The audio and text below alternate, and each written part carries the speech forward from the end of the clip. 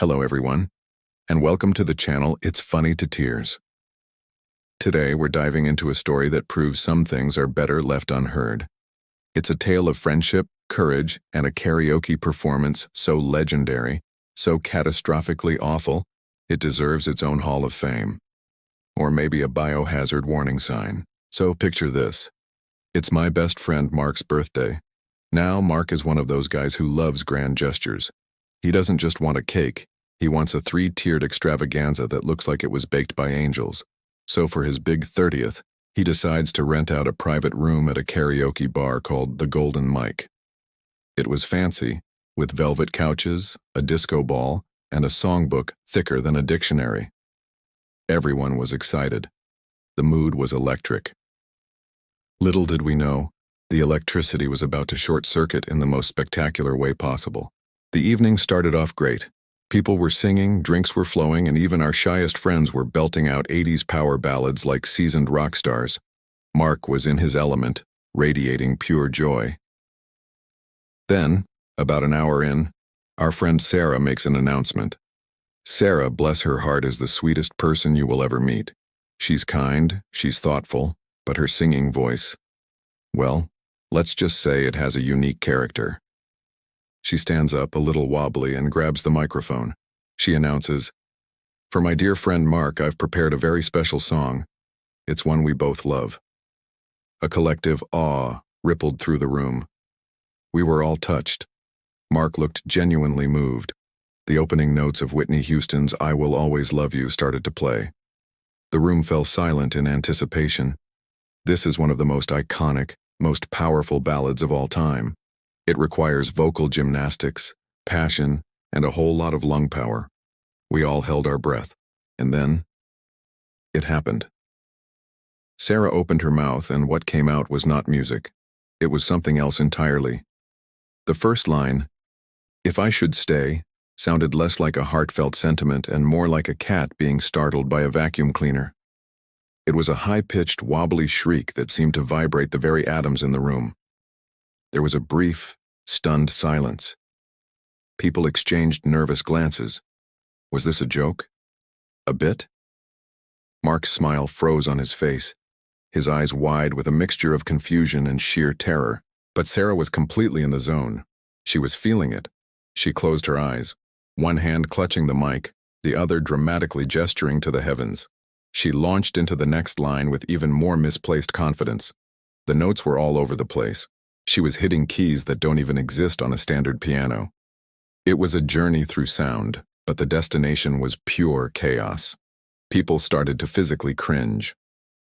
My friend Alex, who was sitting next to me, spilled his drink because he flinched so hard. I saw another friend discreetly trying to stuff a napkin into his ear. The most incredible part was Sarah's unwavering commitment. She wasn't just singing the song, she was performing it with the passion of 1,000 dying swans. During the quiet parts, she'd whisper sing so intensely you could hear her gasping for air. But the chorus, oh, the chorus. When she reached the iconic, "And he will always love you," the sound that erupted from her was indescribable. It was a foghorn mixed with a fire alarm.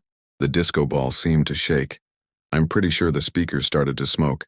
At this point, the room had devolved into a state of controlled panic. Some people were trying to stifle their laughter, their shoulders shaking violently. Others looked genuinely concerned for Sarah's well-being, as if she might actually be in physical pain. I saw one guy staring at his empty glass with the kind of despair you only see in old war movies. He was just slowly shaking his head, his spirit clearly broken. Mark, the birthday boy, was the true hero of this story. He was trapped. It was his party, and his dear friend was giving him this gift. He sat there right in front of her with a pained smile plastered on his face. His eyes were screaming for help, but his body was frozen. He just kept nodding along, occasionally giving her a weak thumbs up, like a hostage trying to signal to the police. It was the most valiant display of friendship I have ever witnessed. He was taking a bullet for the team, a high-caliber, off-key musical bullet. The song has a false ending, as you know. There's a pause, and then Whitney comes back for one final powerful crescendo. When the music stopped, there was a collective sigh of relief in the room. A few people even started to clap, thinking it was over. But they were wrong. So wrong. Sarah, interpreting the applause as encouragement, took a deep breath. She wasn't done. The music kicked back in, and she launched into the final chorus with a renewed vigor that defied all laws of physics and good taste. This final assault was the breaking point. The dam of politeness burst. A snort of laughter escaped from someone in the back. That triggered a giggle, which turned into a chuckle, and then, within seconds, the entire room erupted. It wasn't mean-spirited laughter. It was helpless, can't breathe, tears streaming down your face laughter. It was a pure, primal reaction to the absurdity of the situation. People were doubled over, clutching their stomachs, gasping for air between fits of laughter. And through it all, Sarah kept singing, completely oblivious. She finished the song with a final, triumphant, ear-splitting note, held for an impossibly long time. She struck a pose, arms outstretched, beaming with pride. The room was in absolute hysterics. When she finally opened her eyes and saw a room full of people literally crying with laughter, a look of confusion washed over her face.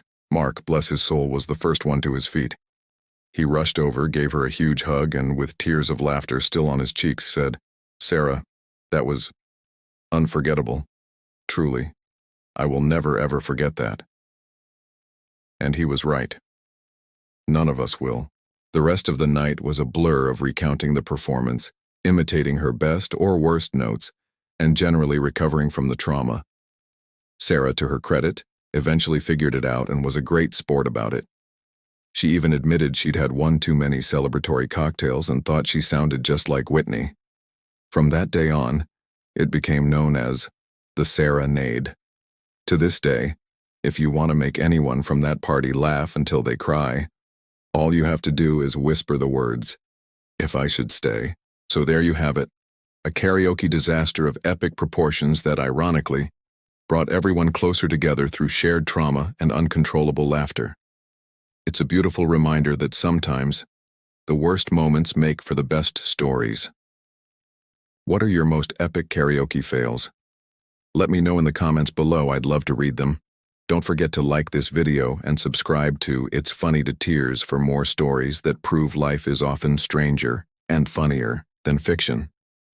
Thanks for watching, and I'll see you in the next one.